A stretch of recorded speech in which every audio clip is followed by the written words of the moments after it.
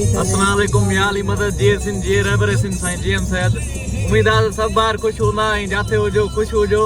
हींअर त मूंखे उम्मीद आहे त सभु ॿाहिरि जेके बि सिंधी कारकुन आहिनि क़ौमी साथी आहिनि सभु हींअर कुझु सन पुटिया हूंदा ऐं कुझु अञा सन ॾांहुं रवानगी में रस्ते में हूंदा।